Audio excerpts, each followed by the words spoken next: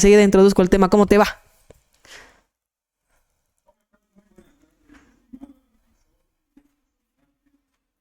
Audiencia que te escucha a través de tu programa, en especial un abrazo enorme para todos los sucrenses, chuquisaqueños y a toda Bolivia entera.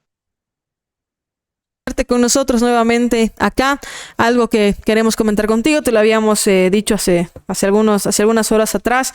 Hoy se cumple un mes del estado de excepción, ya los primeros 30 días del estado de excepción, en teoría quedan 60 más, 30 días donde, bueno, hemos tenido carreteras expeditas para poder transitar libremente por el país. Sin embargo, esta transitabilidad todavía no es 100% plena debido a la situación de combustibles. Hace algunos días atrás acá en el kiosco comentábamos cómo esto en realidad es cíclico, cómo tenemos, por ejemplo, un tema de combustibles que deriva en lo económico, pero lo económico también deriva en el tema de combustibles. Sin dólares no tenemos energías, las energías no han sido tratadas en su momento como deberían haber sido para generar más dólares y potenciar esa y otras industrias. Entonces hablamos de un círculo ahí desatendido, me atrevo a decir. ¿En qué parte de este ciclo podemos hacer intervención ahora? ¿En qué parte del ciclo estamos? ¿Ha obrado bien el gobierno? Todo eso te lo pregunto y estoy presta a escuchar tu análisis y atenta también. Justamente estos 30 días iniciales nos han traído varias sorpresas, entre ellas, por ejemplo, la aprehensión de varios dirigentes sindicales, cosa que la población ha aplaudido porque justamente 53 días de bloqueo han llevado, aparte de cegado, más de 22 vidas inocentes, el tema de la parte del aparato productivo destruido que tenemos en La Paz y en Bolivia en su conjunto. Asimismo, también deviene también de cambios de política monetaria. Hemos visto un decreto supremo, el cual ha llevado a cabo, por ejemplo, el tipo de cambio flexible, donde el dólar ahora fluctúa de acuerdo a las fuerzas de oferta y demanda, algo que es aplaudible, ya que teníamos un tipo de cambio fijo que era ficticio, no reflejaba la realidad. Así también el Banco Central, por ejemplo, ha dejado a un lado justamente las devoluciones de dólares que tenían que hacerse por fechas en las cajas de ahorro, se han eliminado. Ahora cualquiera que tenga dólares o que ha tenido dólares en sus cajas de ahorro puede retirar cualquier monto en cualquier momento, cosa que aplaudimos. Así también hemos visto un decreto supremo bastante fuerte del presidente Rodrigo Paz que tiene que ver con el tema de eliminar el descuento por planillas para las aportaciones de dirigentes sindicales, cosa que aplaudimos también, ya que parte de esa dirigencia o esa dictadura sindical proviene de estos recursos que eran descontados a los trabajadores del magisterio, mineros, confederados, entre otros. Asimismo, también hemos visto prácticas positivas en el tema de tal vez sentarse con el sistema de justicia, ya que iban a ir a un bloqueo, lamentablemente, o una paralización de las funciones de administración pública, pero por suerte simplemente han sido amenazas. Nos ha sorprendido que el presidente del Tribunal Supremo de Justicia, Romer Saucedo, haya querido comportarse como un sindicalista, pero no lo ha hecho, cosa que me alegra. Asimismo, también estamos en una agenda bastante complicada que a partir del 5 de agosto tiene que ver con este pacto fiscal 50-50, donde no va a sujetarse ningún incremento, en este caso de presupuestos para municipios y para gobernaciones. Simplemente este plan de manejo del 50-50 o el pacto fiscal es la transferencia de presupuestos públicos a nombre que están administrados del Poder Ejecutivo y que pasen a ser administrados por más de 340 municipios y 9 gobernaciones, donde van a tener que cumplir las facultades. Yo creo que en el tema de lo que es educación y salud, ahora para que estas políticas sean eficientes, si de concretarse este pacto 50-50, las políticas de salud y políticas de educación ya dependerá justamente de las políticas municipales y de gobernación. Ahora, a 30 días también hemos visto un tema de un manejo político sumamente irruptivo por parte del gobierno a través del vocero y a través del ministro Zamora, quien mencionaba de que la época de varios políticos antiguos y dinosaurios políticos, como es Tuto Quiroga, Samuel Dore Medina, Manfred Reyes Villa, ya caducó, Y lo extraño es de que justamente se refiere a Rodrigo Paz como parte de ese nuevo ciclo, donde Rodrigo Paz es parte de ese ciclo antiguo. Él está más de 20 años en la carrera política y en ese caso desprenderse de esto simplemente para tratar de ver si él puede ir a la reelección, cosa que no creo que tenga ni el músculo suficiente ni la moral suficiente para poder ir a la reelección. No creo que le vaya bien. Y en este contexto todavía los bolivianos seguimos esperando, así como estamos esperando los 53 días para que se dicte el estado de excepción, estamos esperando de que se ejecute el orden y el mandamiento de premio contra Evo Morales, que lamentablemente solo queda en discursos por parte del gobierno y el ministro de gobierno, que hasta la fecha no hay ninguna respuesta afirmativa para poder aprender a Evo Morales. Entre estos otros temas está también el tipo de cambio flexible del dólar, esta alza que ha tenido el dólar, la preocupación que viene generando esta situación necesaria, obviamente lo mencionan y me atrevo a decir la mayoría de las personas, por lo menos en los sondeos que nosotros hemos realizado, pero también se entiende que para que este cambio sea lo suficientemente estable y funcional al gobierno, también se necesita una inyección grande de moneda internacional, de dólares. Entiendo que se está trabajando también en los préstamos adecuados al respecto. ¿Cómo ves tú esta iniciativa que estaría teniendo el gobierno, a la que se ve que estaría apuntando, y si sería de total utilidad para establecer la economía? Haciendo una comparación de la crisis de 1985 con la hiperinflación, las medidas como el 21060 que estaban anexadas al Bolsin, que era un tipo de cambio flexible, cuasi flexible porque se manejaba en bandas, pero también respondía a la oferta y demanda de dólares. Ahora, el tipo de cambio flexible que hoy tenemos, que día a día refleja la realidad del tipo de cambio del dólar, que es una moneda bastante fuerte, versus la devaluación del boliviano.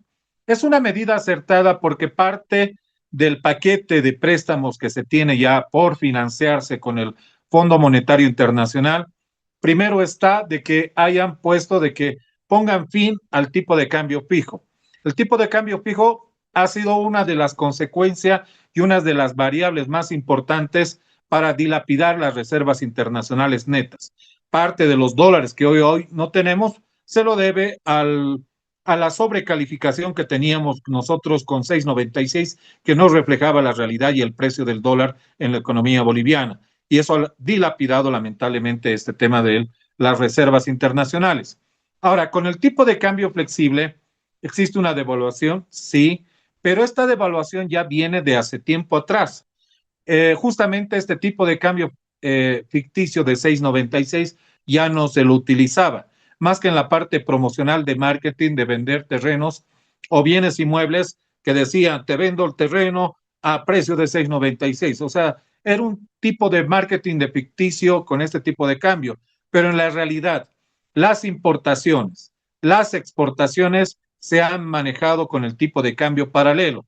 Entonces había una brecha demasiado grande entre el 6.96, el tipo de cambio de 10, 11, 14, 17, incluso que llegó a 20. En este caso, en este contexto, muchas de las cosas que Bolivia importa ya han subido de precio hace mucho tiempo. La influencia de este incremento del dólar paralelo ya ha sido reflejado en la inflación pasada y en la inflación acumulada que tenemos hasta la fecha. Asimismo, también el decir de que muchas personas que no entendían que el tipo de cambio flexible está devaluando la moneda, nuestra moneda ya se había devaluado hace más de mucho tiempo, cuando las reservas internacionales estaban en sus mínimos, que son 22 toneladas de oro que tenemos, los mínimos pausibles para tener algo de reservas internacionales. El crédito que se viene del Fondo Monetario Internacional son 3.300 millones de dólares. Parte de esos 3.300 millones de dólares, 2.100 van a ser utilizados para pagar solo obligaciones de deuda que tenemos hasta fin de año, hasta 2026. Y una suerte de 1.2 1.200 mil millones de dólares va a servir justamente para inyectarse a la economía y hacer de que se devuelvan estos dólares y así también, de cierta manera, desacelerar esta devaluación que tiene hoy el tipo de cambio flexible. Es una medida aplaudible porque sí o sí necesitábamos transparentar los precios en el mercado. No podíamos tener este paralelismo del 6.96 que lamentablemente así, por ejemplo, que era a la razón de más de 1.000 millones de dólares que recibían muchos bolivianos de los parientes que trabajan en el extranjero. Por ejemplo, los bancos les cambiaron al tipo de cambio oficial, 6.96, y vean la brecha enorme que existía con el tipo de cambio paralelo. O sea, les entregaban una moneda devaluada y ellos trabajaban en Estados Unidos o en otros países con una moneda fuerte, pero aquí les daban migajas. Y esa falta de transparencia ha hecho también de que ha causado un caos que ha revolucionado varios precios de importación y entre otros. Ahora, con la transparencia de un precio al tipo de cambio flexible, lo que va a pasar, y con esta inyección de dólares que va a existir del Fondo Monetario Internacional, es que se desacelera la inflación y de cierta manera va a dar una certidumbre a la presión inflacionaria que hoy tenemos. Esto va a ser hasta que se haga ese desembolse del Fondo Monetario Internacional. Ahora, esto también está acompañado porque el gobierno el 24 de marzo ha anunciado que la suerte de las empresas públicas deficitarias que tienen que comunicarse en 90 días, plazo que se vence este 24 de julio, ya tiene que manejar que no solo son estas 15 empresas que ya están en una quiebra técnica, sino las empresas estratégicas que son insolventes, BOA, el teleférico, el tema de YPFB, que deben pasar a mercados, a capitales privados o hacer una suerte de volver las APPs, alianzas públicas privadas, o una suerte de capitalización. Pero estas empresas, estas 15, muchas de ellas van a dejar de existir porque lamentablemente la ineficiencia que hoy tienen alrededor de casi 31 mil millones de dólares de arrastre de deuda de operaciones que tienen que ver con el flujo de dólares que han salido del Banco Central de Bolivia para préstamos y también tiene que ver justamente con esta suerte de capitales y operaciones que tienen estas empresas ineficientes.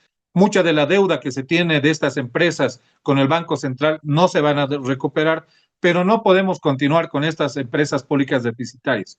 En definitiva, tienen que cerrarse, volver las APP o en definitiva traspasarlas a la parte privada, pero veo muy difícil de que exista algún tipo de interés en estas empresas, ya que las deudas que tienen son demasiado altas y quien desee comprar estas empresas tendría que comprar también así el remanente de deudas que se tiene con el Banco Central y veo que no va a existir interés. Yo creo que estas 15 empresas que han sido catalogadas como deficitarias y en quiebra técnica van a desaparecer e inmediatamente van a cerrar operaciones.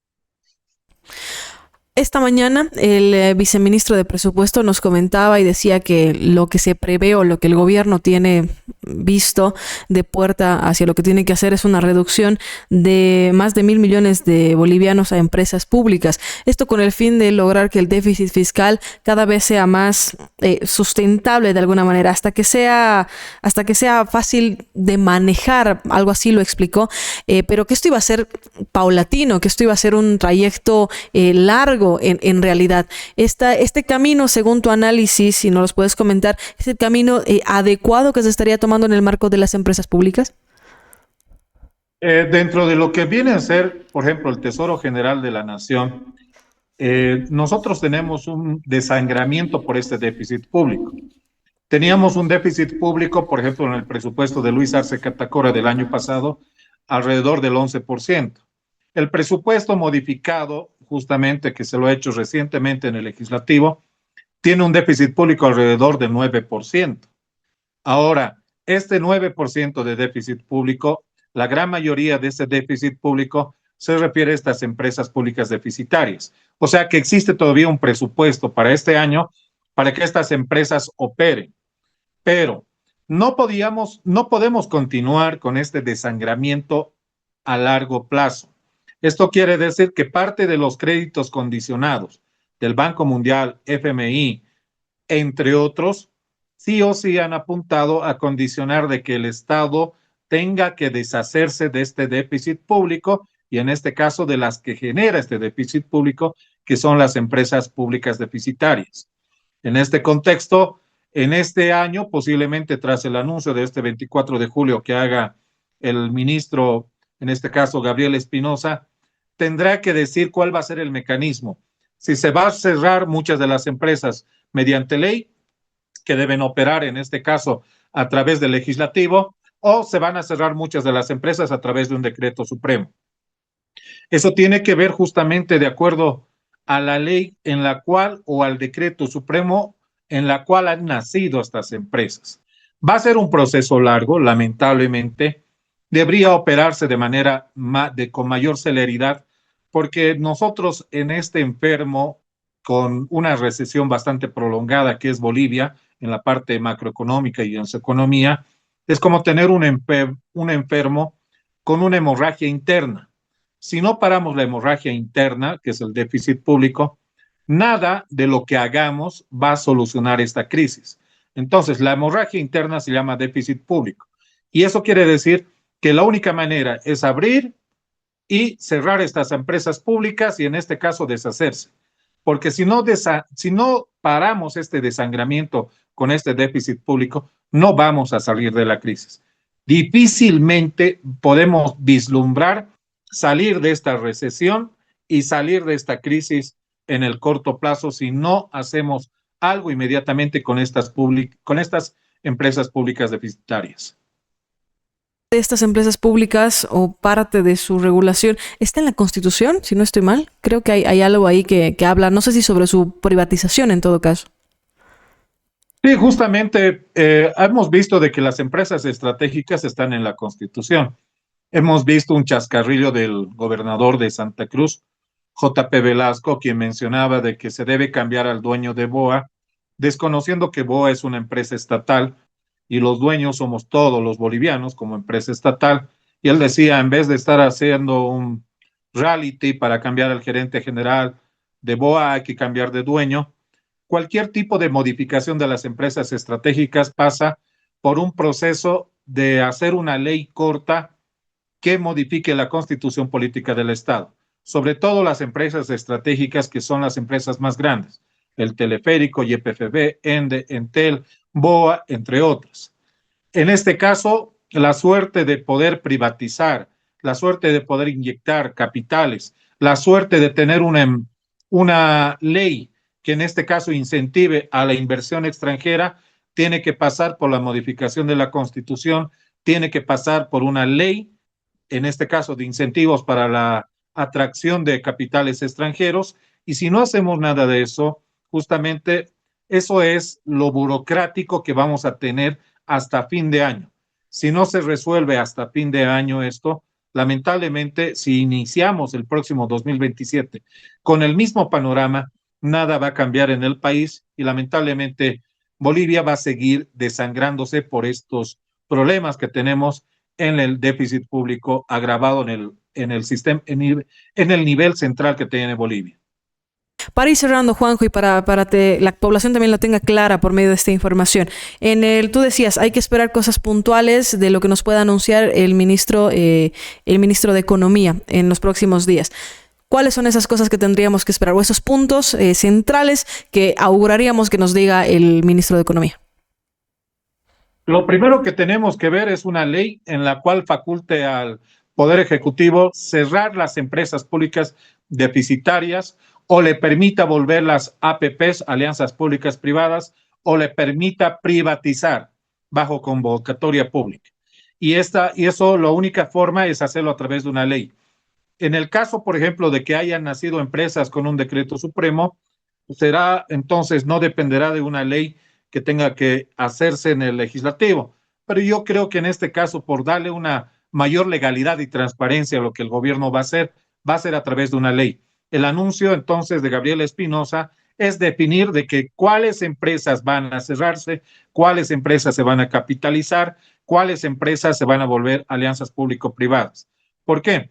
El paquete de leyes que debe accionar no solo la ley de minería, la nueva ley de hidrocarburos, y otras leyes que tienen que discutirse en este tema del legislativo, tienen que ver justamente de la suerte de lo que va a ser el futuro de estas empresas públicas que hoy están en quiebra. Y esa suerte tiene que ver justamente de la declaración que vence justamente este 24 de julio. Estamos próximos, hoy estamos 20, esta semana ya Gabriel Espinosa tendría que dar un anuncio, porque eso es lo que ha prometido justamente el 24 de marzo. El primer punto, o sea, es lo principal que tendríamos que esperar de este anuncio que tendría que haber en el país. Correcto. Asimismo, también no nos debemos olvidar, hay declaraciones políticas que tienen que son incendiarias, que una vez pasado este tema del estado de excepción, en los próximos otros 60 días que vayan a pasar, van a volver a convulsionar, van a pedir la renuncia de Rodrigo Paz, etcétera, etcétera. Entonces, la única manera de blindar este tema, y bueno, el gobierno está contrario a esto, debería pronunciarse y hacer esta ley que impida justamente la libre transitabilidad de todos los bolivianos y que impide justamente la libre empresa y entre otros emprendimientos. Nos referimos a la ley antibloqueos. El gobierno es contrario a esto, pero si no aprovechamos este momento de estos 60 días que viene y el gobierno hace oídos sordos, esta ley antibloqueos puede posibilitar a que Rodrigo Paz no solo culmine su mandato, sino va a posibilitar a darles de raíz un estate quieto a todas estas organizaciones que están llamados a convulsionar terminado el estado de excepción aquí a 60 días más. Veremos, auguramos entonces estos anuncios en los días venideros y ya estaremos con el análisis respectivo a las respuestas, a nuevos anuncios que nos den las autoridades entonces. Juanjo, te agradezco muchísimo por el análisis que nos haces acá a Correo del Sur. Gracias mucho por el tiempo que nos das y más adelante, ya lo sabes, te estaremos contactando. Muchas gracias, Marisol. Un fuerte abrazo y un saludo cordial a toda tu audiencia. Perfecto. Ahí estuvo entonces Juan José Zamorano